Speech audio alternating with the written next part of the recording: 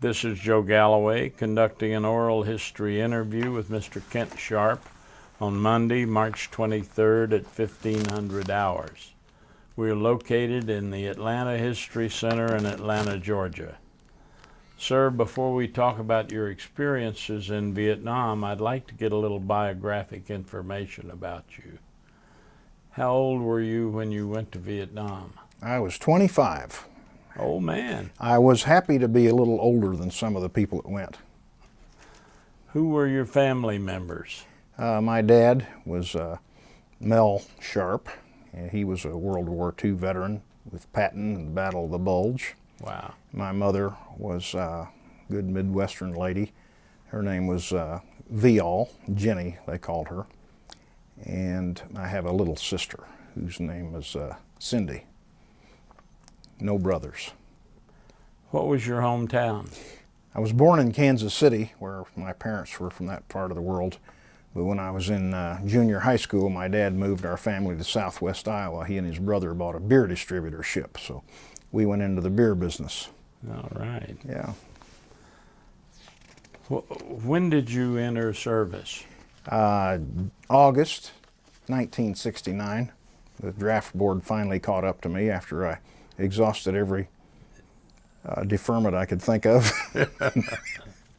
What was your sense of the Vietnam War before you entered the military? Oh, I guess at first I bought into, the domino theory. Hey, we have to stop these guys now. And so I was generally supportive. And then watching some friends come home and hearing about what was going on over there, I think my attitude changed a little bit. And so by the time I got drafted, it was more or less, okay, go over there and do your job, survive, and come home in one piece. That was my goal. And I think afterwards I did wonder from time to time, was it really worth it? And when you go to that wall in Washington, D.C. and look at all those names, it's really very, very gut-wrenching, actually. You wonder again, was it worth it? You were a draftee. Yes. Where did you do basic training? I went to Fort Polk, Louisiana, for basic training. What were your impressions of the draft before they caught up with you? Well, I signed up when I was 18, and I saw people getting drafted, and I thought, well, it's kind of the luck of the draw. Some people will get called and others will not. And I didn't have any problem with the draft. I guess I'm kind of a flag-waving American and was all my life growing up when I did in the 50s. My dad served and a lot of my uncles, and I just kind of thought, well, that's what people do. So I thought you have to have a draft. So I didn't have a problem with it.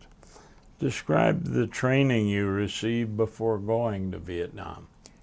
Well, I thought they did a good job. I mean, basic training was the usual stuff, firing rifles and marching and carrying a pack on your back and learning how to do guard duty and so forth. And then I took a 3-week course. They called it LPC, which was Leadership Preparation Course.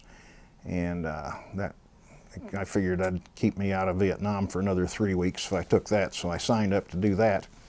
Then we went to AIT, Advanced Infantry Training. And AIT at Fort Polk was at a different part of the post. It was at what they called Tigerland. And they had that set up to resemble Vietnam as best it could. And the cadre that were there, they were all combat veterans who had experience in country.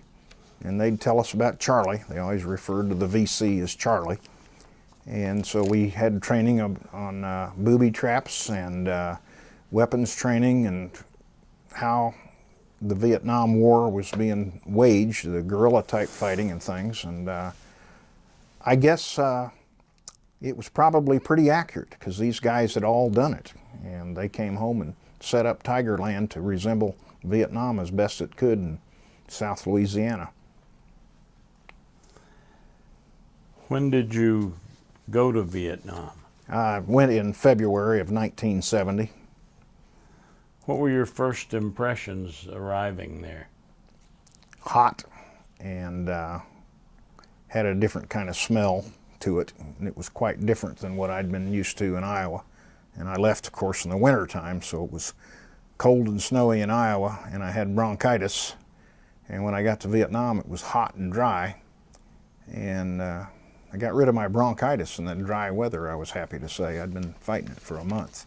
But a lot of dust. I expected mud, but when I got there, it was hot in the dry season, which I learned is about half the year, and there was dust everywhere, and it was kind of a red dust. And then, of course, everybody you'd run into, they'd see you in your brand new fatigues, and they'd yell, "Short!" They always wanted to give everybody the impression they were going home next week, and you knew you had a year to do. And I quickly found out that they yelled that at everybody, even if they'd only been there 1 month or 1 week. And you mentioned being an old man. I was older than most of the people there, and I think that helped me because I'd been around a little bit, and I kind of recognized that if somebody was trying to bullshit me, I'd say, "Oh, you know, he doesn't know what he's talking about," so I ignored it half the time. Where were you assigned? I started out, well, we flew into Benoit, I believe, and then somehow I think they got us there on a bus to Tan An or Tan Tru. I can't remember the two. One of them's a province. I think it's Tan An province, and then the little village was Tan Tru. And the 9th Infantry Division had a facility set up there where they gave us another 3 or 4 days of in-country indoctrination, and that was training specific to the kind of operations that the 9th Infantry Division was doing, which was in 3 Corps, and a lot of our training had been how to conduct battles and reconnaissance in the jungles, and there wasn't jungle down where we were. We were in the rice paddies and water all the time, so that was a little different. What was your daily routine when you finally went to your outfit? Well, the first few days that I got to my unit, they left me back in base camp to pull guard duty. So that was kind of boring. I'd sit out there on guard duty at night and sleep a little bit and then go back on guard duty. And then shortly after that, I got assigned to a platoon, and this guy, his name was Derek Mattingly. I still remember him. He was from southern Indiana. He was quite a good old boy. When I got there, he looked at me and he said, "Hey, biggin, how you doing?" He says, "I think I could put you on my machine gun team." And I said, "Biggin?" He said, "Yeah, you're a biggin." I kind of thought for a minute, what is a biggin? And then I realized, you are a big one. You can carry, he says, "You're a biggin, you can carry 300 rounds of ammo." So I thought, oh, okay. And I found out he'd been there a while, and I found out he was respected. And so if he was willing to take me under his wing, maybe I would do the right thing and carry some of his ammo. So he had one wrapped around my belt and then 2 crisscrossed here. So that plus my pack and my weapon made for a pretty good load. Matter of fact, one day we were out traveling through the water. As I said, we weren't in jungle, we were down in the water. And there was a lot of water and mud. And this guy here, this is a guy by the name of Rich Gallardo, and I just found this picture, and fortunately I'd written some things on the back. But he's going through the water there, and this is a lot of what we did there in the Delta. We'd go out on patrol, and we'd cross these waterways, and they were, the mud was real sticky and gooey stuff. In fact, I got stuck in it one day, and I was carrying so much ammo in my pack, I literally could not get my feet out. And I thought, boy, this would be a great place for an ambush to take place. Those pictures he's holding up, can you actually see them? Yes, it's fine. I can scan them later. Yeah, we can scan them. Yeah, don't hold them up up. the Okay. pictures. Okay. You can hold them up. It's fine. No problem. I'll give them to But you. you're going to scan them later. I'm going to scan them. Okay. Okay. I'll just use them for reference then. Yeah. Okay. Anyway, I got stuck in the mud, and I'm thinking this would be a great place to get the whole platoon ambushed, and so they were laughing about it. They thought it was funny, and the other guys came out and they took my pack, and they took my weapon, and one of them went down underwater and pulled my boot out and pulled the other boot out, and so I got out of there. But this stuff was called nipa palm, and the nipa palm, we called it nipa for short, but it grew along the waterways in that part of the country, and it was kind of nice once in a while to go through this because the water was really pretty clean and it was cool, and it was better than the stinking mud that we had to go through sometimes. But you know, then you'd come out and you'd be all wet and hot and sweaty, so it was only a brief respite. Were you in base camp often? Yes, most of our missions were overnight or 2 to 3 days, and then we'd go back and you'd stand down for a couple days, and I think we were doing platoon-sized operations then. So if I was in Delta Company, and our platoon would go out for a few days, and then we'd come back and we'd stand down for 3 or 4 or 5 days, and somebody else would go out. What were your living conditions like? Pretty good. We had a barracks facility set up, and there was a foot locker at the end of the bunk, and you know, it wasn't all that different really than what I'd slept in basic training, except the barracks weren't as nice. You know, they were built like bunkers with a lot of sand and things around them.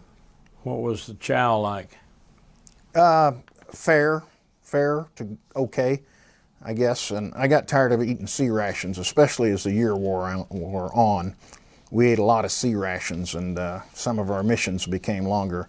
Especially after I got on the sniper team, they put me out there, and we'd go out and sometimes stay out a week or so, and you'd eat a lot of sea rations. Then at the end of the year, I didn't much like this, but we got attached to the Navy on these river patrols, riverines, I think they called the Navy guys, and we'd go along on the river on these boats that were armed with 50 caliber and M60 machine guns, and the only good thing about it is after we got finished, we got to eat Navy chow, and it was, by then it tasted like home cooking from Mother. Okay. What events or responsibilities consumed most of your time? Well, I wrote a letter every day, at least one letter every day, and a lot of times if we were in the field, especially again after I got on a sniper team, a lot of what we did was very sedentary. We'd set up in a location and maybe just sit there for a day or two, or and wait to see if the enemy were coming along. And so different people would be responsible for watching whatever path we were watching, or be it a river or whatever we were watching. So the rest of us would have time to read a book, write a letter, or read letters, or in most cases reread books and reread letters. So there was a lot of downtime in that. Originally when I started out, I was ammo bearer on a M60 machine gun, and that was a little more challenging because they'd insert us with helicopters, and then we'd go on these recon patrols, and you'd be moving all the time until you set up for your base camp. So it was a lot of downtime, actually. What were your impressions of the Vietnamese people initially and by the end of your tour? Well, it never really changed. I thought they were friendly toward us, but you never knew which ones were Viet Cong at night and which ones were your friendlies both day and night. And they came onto the base camps and the rear areas, and they performed jobs and things, and you always wondered if you were looking at somebody's hooch maid, is she in here gathering information tonight that she's going to share when she gets home so they can plan an attack on us. But you know, and of course they didn't speak much English, and I didn't speak any Vietnamese, so other than a general distrust, which I had when I got there and continued to have all the way through my tour, I really didn't have much of a different thought about them. Describe your friendships with and your impressions of your fellow soldiers. Well, I made several good friends there, and I thought they were all kind of like me. We wanted to do our job and get out of there in one piece and go home and return to the world, as everybody called it. and get back to whatever we were doing before we got over there, or finish going to school if people were in college and things like that. So they were generally a good bunch of people, I thought.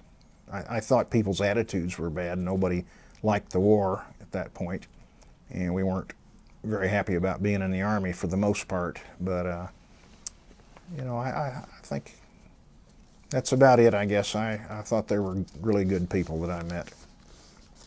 Did you form friendships with folks from different racial or social backgrounds during your time in Vietnam that you might not have had in civilian life?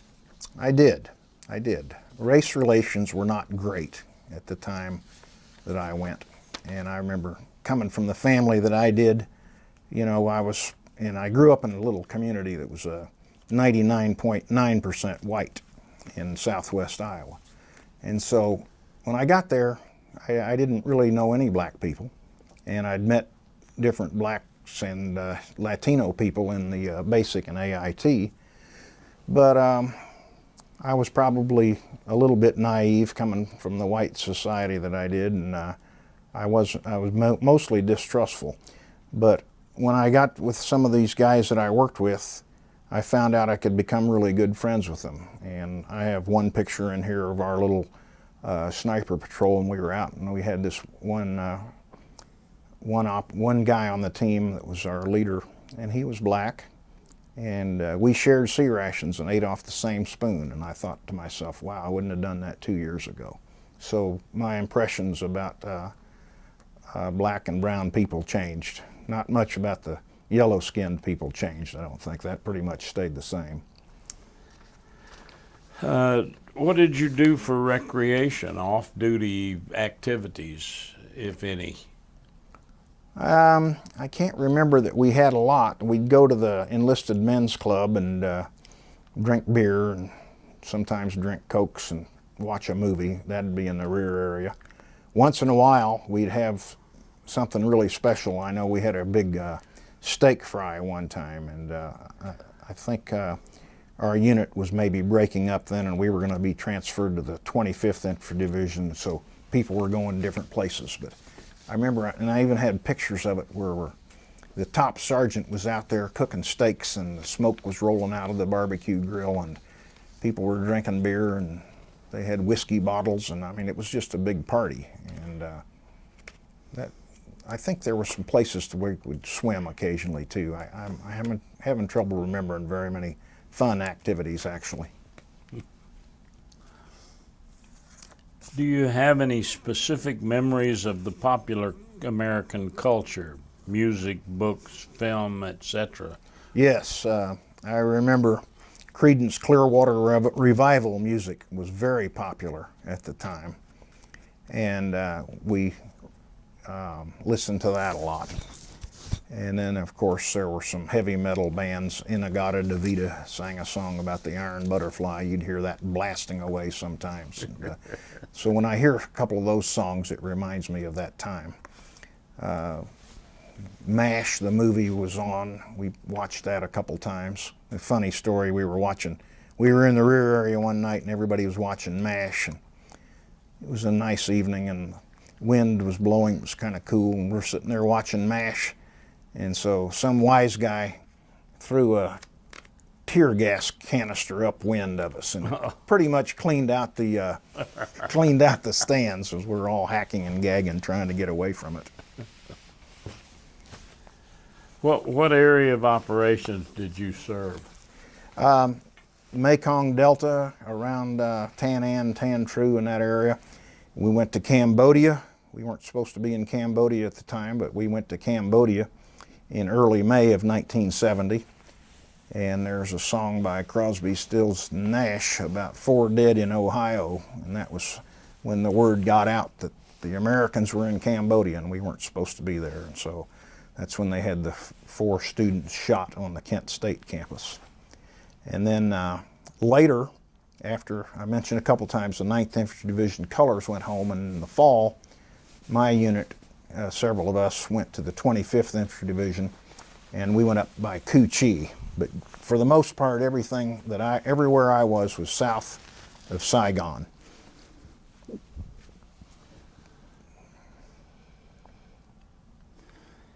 Now, you said that you were in an infantry outfit and then you were changed to a sniper Yes, yes. unit. Where in your tour did that take place? Fairly early, actually. I guess I'd been there a couple of months, and one of the guys from Alpha Company said, "Hey, they're going to send some people to sniper school. Would you want to go?" And I said, "Well, I'd listen." I said, "What's it about?" And they said, "Well, you get 3 weeks up in Cu Chi, and they're gonna teach us some weapons." And I started to calculate 3 weeks. That's 3 weeks I don't have to go to the field. That sounds like a good place to be. So I went to this meeting, and there were 12 guys in there. And the first sergeant from Alpha Company was in there, and these other 2 buddies of mine were from Alpha Company. So they told us all about what was going to go on. We're going to pick 3 people, and you're going to go to Cu Chi, and you're going to get trained on the Army's rifle that they use for competitive shooting. You'll be taught about night scopes, day scopes, and so forth. Does anybody have a question?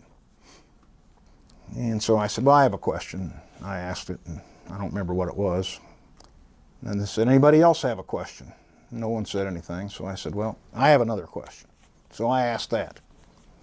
And the first sergeant said, "Okay, if there's nothing else, we're going to leave. Does anybody else have a question?" No one said anything, so I said, "Well, I have one more question." So I asked another question, and then they dismissed us. So we went back to our units, and one of the guys, Gary Jalbert was his name, he was from Southern California. He came over and he says, "They're going to pick us to go to sniper school." And he says, I said, "Well, how do you know?" And he said, "Well, you know, Napier and me, we said, we're from Alpha Company, so we're going." And he had to pick one more guy. And I said, "Well, how do you know he's picking me?" He said, "Well, you were interested. None of the other guys asked any questions." He said, "You asked 3 questions, so you're going to go." So sure enough, I got called into the captain's quarters there later that day, and he said, "All right, you're going to go to sniper school." So I thought, okay, that's cool. That's 3 weeks I don't have to go to the field. My first impression of going to the field was seeing 3 guys get shot. So I thought, you know, if this is the way it is, this is going to be a long year. So when I had an opportunity to get out of the field for 3 weeks, I jumped at it. How did that go with that school? It went pretty well eventually. At first, I almost flunked out. We got started, and there were 28 of us. We got started, and the competitive shooters from that were in country, the Army marksman team, they were the cadre. And we had 6 of them, I believe, and they were teaching us how to shoot this. It was a modified M14 that they were using, and we were shooting open sights to 300 meters, night scopes to 450 meters, and day scopes to 750 meters. And so after the first week, I don't remember the sergeant's name, but this E6 said to me, he said, "Sharp, you're going to flunk out." And I said, "Yeah, I'm not shooting very well." I said, "I'm really disappointed in myself." I said, "What can I do?" And so he said, "Well, you ought to stay back here after training every day and practice dry firing." He said, "I think you had the technique. If you will hone your technique, you will do better." So I really didn't want to flunk out, because that meant going back to the unit and strapping on 300 rounds of M60 ammo and back in the NIPA. So I stayed every evening and I dry fired on my own. And when we finally competed for graduation, I was 4th out of 28. So he gave me good advice, and the work paid off. So I was happy about that. But things changed after that. I went back and we went into small units, and instead of them inserting us so we could draw fire, we were allowed to scout out places where we might be able to engage the enemy the way we wanted to instead of the way they wanted to. So that was a big advantage. Can you describe significant actions you witnessed, combat operations in which you participated? Well, I mentioned the day we had 3 people shot. That was my first experience going out. We went out, and the helicopters came in, and they hovered over the ground a little bit, and I remember the weeds were blowing from the prop wash, and we jumped out, and suddenly we were in waist deep grass, and my job was to follow the M60 machine gun, so I just paid attention to, it was the M60, then the assistant gunner, and then me, and so I went where they went, and pretty soon I started hearing crack, crack, crack, and you know, now we're down on the ground and the M60 is setting up. I don't know what we're shooting at. I can't see from here to the camera, and we're down in the weeds and people are yelling, and pretty soon they're bringing the platoon sergeant back through there, and they had his pants down around his knees, and he'd been shot through his lower belly here, and they got him back, and dust off came in, and I really didn't see anything from as far as enemy or anything. We just started shooting back in the direction where the rounds came, and then the helicopter gunships came in and put on a show, and bombing these bunkers or whatever they were. And then I'm not sure if that's the day the F-4 Phantoms came in and finished up, but then they came in and started dropping stuff. So that was the first time out. Then we set a claymore mine out every night in the form of a booby trap. A lot of people in the Delta were not engaging the enemy, but they were finding booby traps to step on. And so we decided maybe we should set out booby traps. So we started putting booby traps out at night, and we'd be set up in our little perimeter area, and the guard would be there, and if a booby trap, if we heard an explosion, then that meant somebody else came tripping down the trail, and Charlie hit our booby trap in that case. So I had a few pictures in here I see where we captured weapons, and I don't even remember any combat, but we captured weapons, so I know some of them were due to booby traps going off the claymore mine. They were kind of easy to set. I figured out how to set one, and I carried one and set it every night, and just had the bare wire, and you'd put a little loop around it, and when the trip wire was hit, it'd make bare wire would hit the other wire, and then that'd blow the blasting cap and set off the claymore. When we were in Cambodia, our operations were a little bit more of a conventional warfare. I can remember one time where we were all set up in a long line, and the enemy was over there in the trees, and there was a lot of small arms fire and mortars going back and forth across kind of a valley, if you will, maybe of a couple of 100 yards. And again, it was hard to see the enemy when they were hidden in the trees and things. And we had another mission that I told our XO about it. And I said, you know, every time we leave one of these base camps, the Viet Cong come in and pick up all the stuff we leave. You know that, right? And he says, well, we suspect they're doing that. So I said, what if the next time we close one, you left the sniper team behind, and we wait and see who comes in? So he said, well, we could try that. And so we went out on a patrol, my little team of 7 people.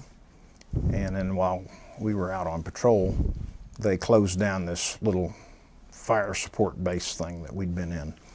So we're all out there, my sniper partner and me, and the rest of the team, and they've been gone. The choppers have flown everybody out, and everything's been closed down for maybe an hour.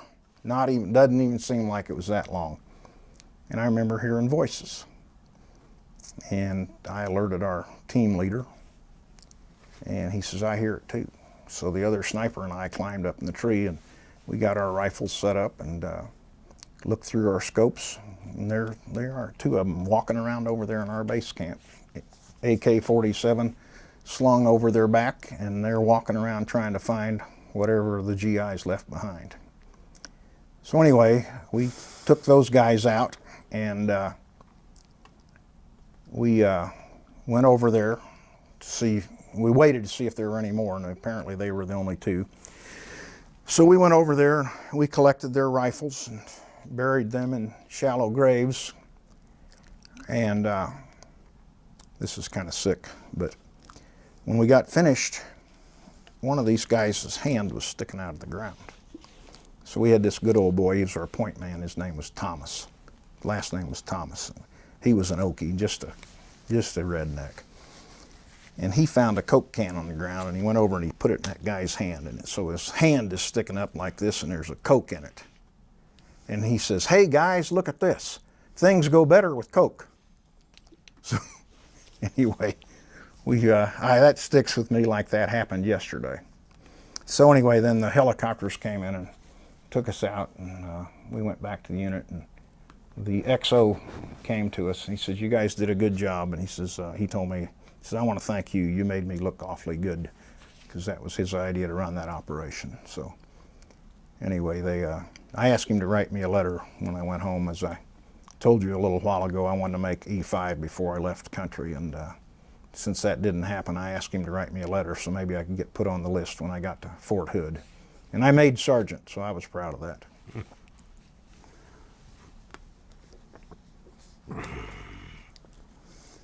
What was your most vivid memory of Vietnam? The thing that stands out most? I'd have to say my very first impression of combat, and not in just the confusion, the noise, and the sights, and being rattled by these guys getting shot. And I never saw them again. I barely knew their names because I was brand new. And as you guys know, for the people that got seriously wounded, they were treated and then they were sent to Wiesbaden or wherever it was in Germany for rehab and everything. So these guys, I never saw any of them again. And my most vivid memory would have to be that that impression of combat when I wasn't in country probably more than 10 days or 2 weeks, something like that. It was a very short time. But all those, any time we did have some kind of action like that, those memories stick with me. And describe for me the best day you had during your Vietnam tour. oh, well, that's pretty vivid too. We'd been out on a 2-week mission, and it was hot and dry. And somewhere along the way, we found these 500-pound bomb craters that had filled with water. And we took off our dirty fatigues and went skinny dipping in this nice warm water, and people had bars of soap, and we had a bath. And we scrubbed out our clothes. And so it's not a very big deal doing laundry and going for a swim, but under the circumstances, that was a great day. And then, of course, the only one that would top that would be the day I went home. We'll ask you later about that. Okay. Describe for me the worst day you had during your tour. We were in Cambodia, and we had some casualties in a night battle, and I don't know how many people were wounded or killed, but there'd been a battle, and they said it was MVA we were fighting, but it was nighttime, and so I don't know. And just knowing that some of the guys in our company were going home wounded or maybe in a body bag, that'd be probably the worst day.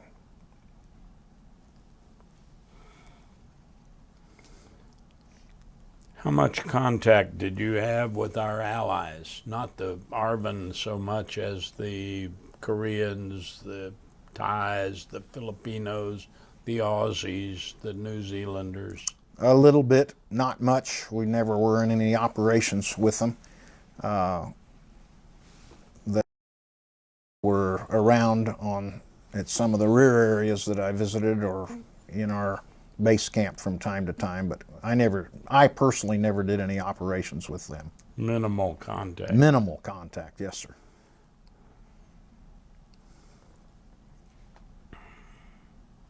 How much contact did you have with the Arvin?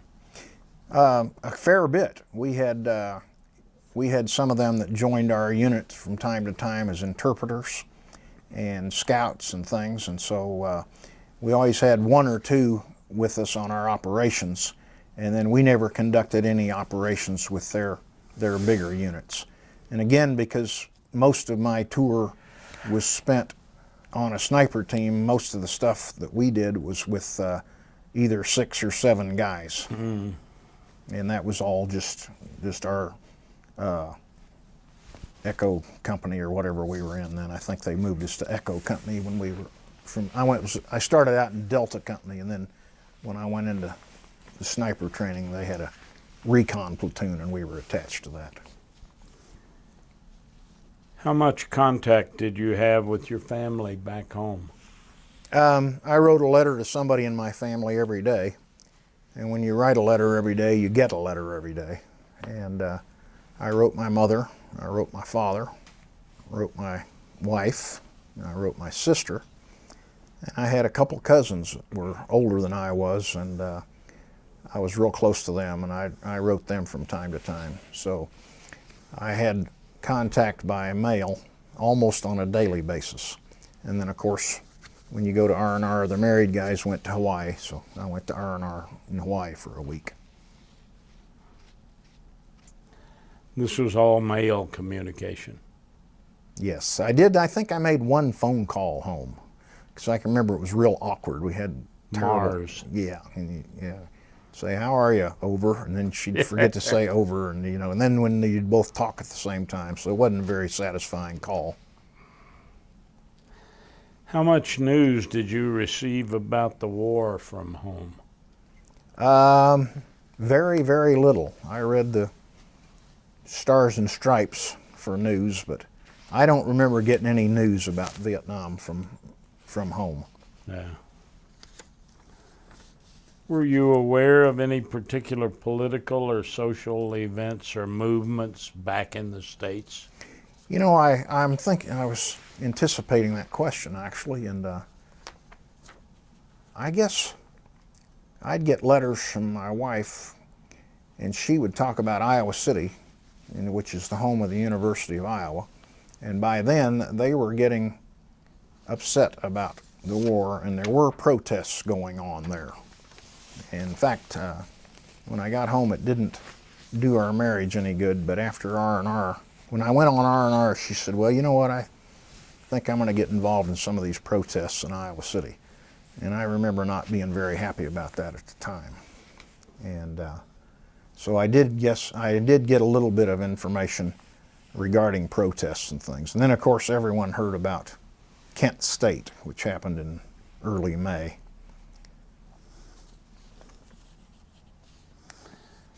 What date did you return home?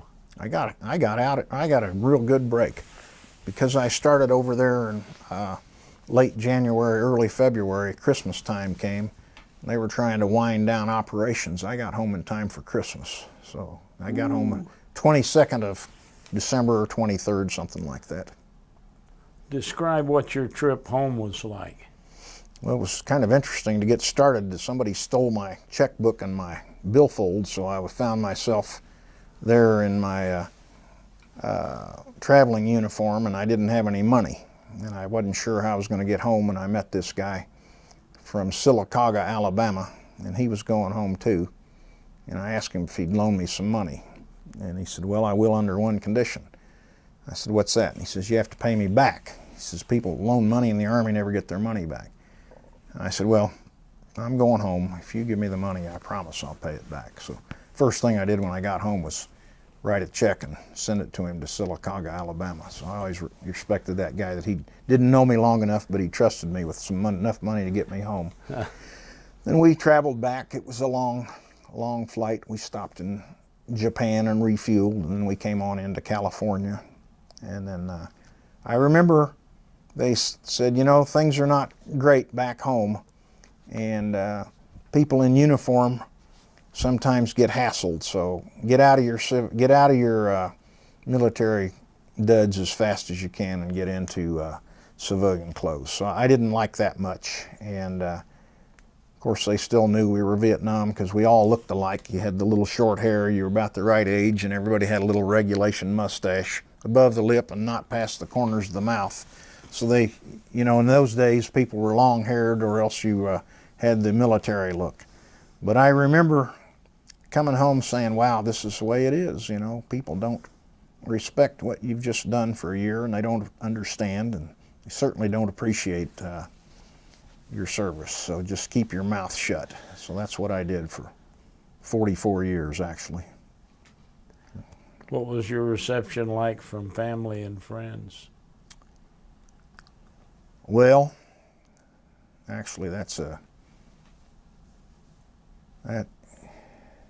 is a very painful reminder. I had all this envisioned that I would get home and my wife would be jumping, bouncing off the ceiling because she was such an emotional type. And it was wintertime in Iowa. It was cold, snowy.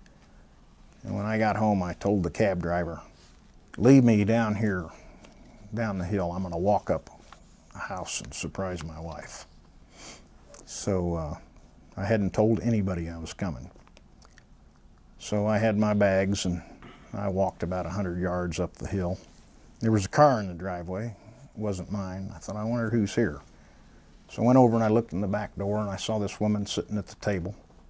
I recognized her. She was a wife of a friend of mine. And my wife and his wife had become friends.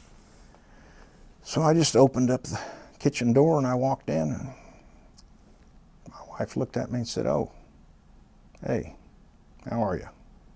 Like I'd just come home from the supermarket. And I remember being disappointed about that. Unfortunately, as it turned out, that was kind of the beginning of the end of that marriage.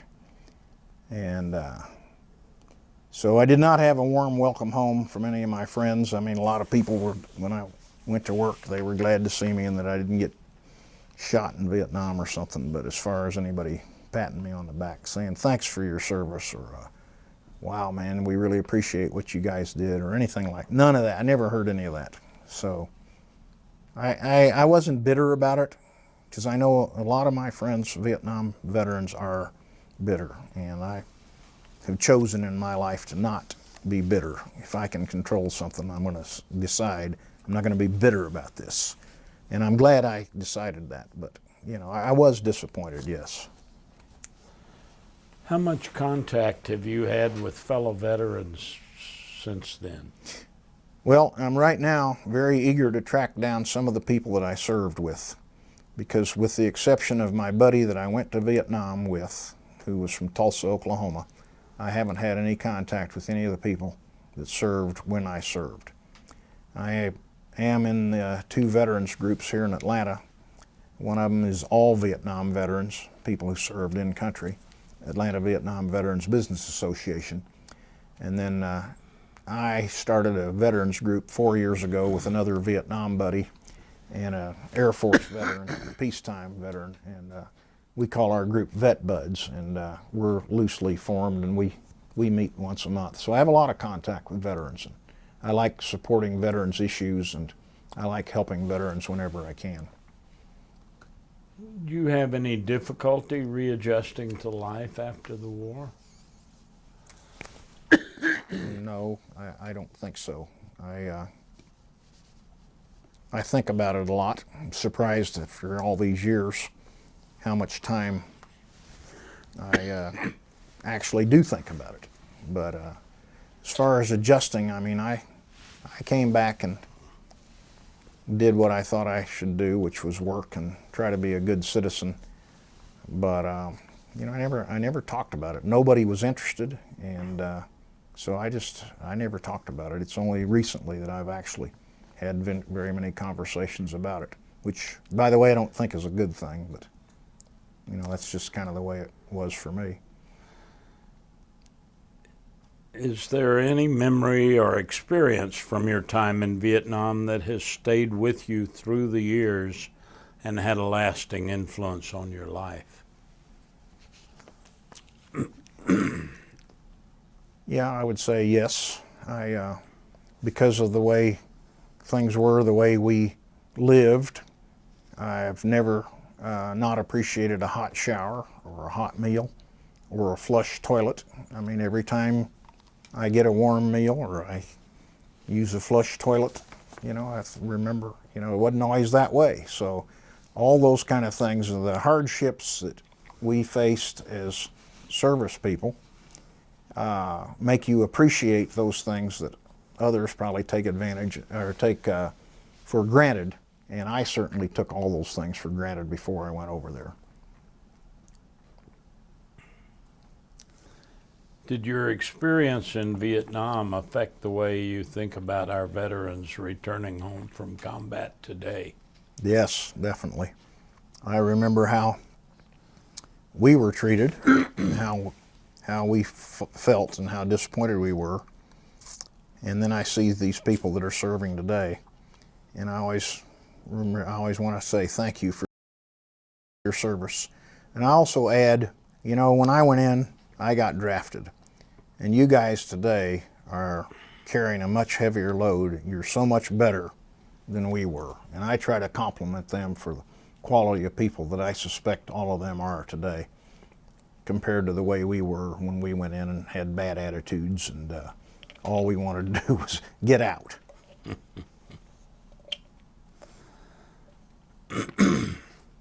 How do you think the Vietnam War is remembered in our society today? I think unless you served, it's probably not remembered. I don't know. I've never asked people that haven't been to Vietnam what they think about it, but I would just guess that the average person that's 50 years old today, especially if they never served in the military, I doubt if they think much about it. Did you take away from Vietnam more that was positive and useful than you invested in blood, sweat, and tears? Yes, I did. I think I learned that we have a lot to be thankful for, and that all those things that I mentioned a minute ago that I took for granted, the freedoms that we have, all those things mean more to me now than they did before I served. And I just appreciate what I have as a way of friendships. I appreciate what I have in the way of health and relationships, and I appreciate the freedoms that I have in this country in a more profound way than I did before I served.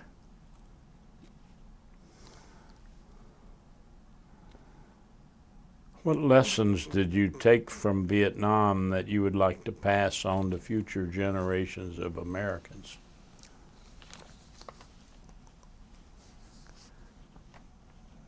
That's a big question, I guess, and I've thought about it, and it's kind of hard to articulate, but I would think just staying the course and being disciplined and being true to your ideals, and being responsible for my own actions. And I would like for people to appreciate the importance of friendships and having your buddy's back and knowing that he has yours.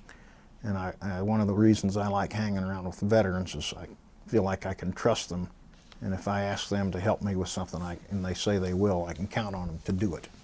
And I'm not sure everybody has that feeling about their non-veteran friends. At least I know in some of my cases, in my case, that's been true. Have you visited the Vietnam Veterans Memorial in D.C.? I have. What are your impressions when you go there?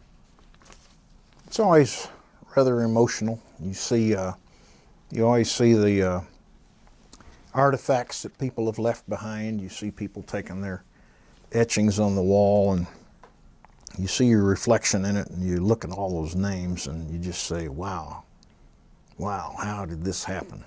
How could this have happened? And it's always an emotional experience for me, and you don't understand why are those names on it and mine isn't, And I'm just fortunate and blessed and lucky, I guess, all those things. Have you heard about the 50th anniversary of the Vietnam War commemoration? A little bit, yes. What are your thoughts about this effort? I think it's a good thing, and I'm glad you guys are doing it, and I think it'll be helpful. I think a lot of veterans are going to be interested in following it, and I think it's a good thing. I'm glad that it's being done. I'm happy to play a small role in it. Thank you, Mr. Sharp. Thank you. Appreciate it. Thank you. Thanks, sir. You're welcome. How long was that?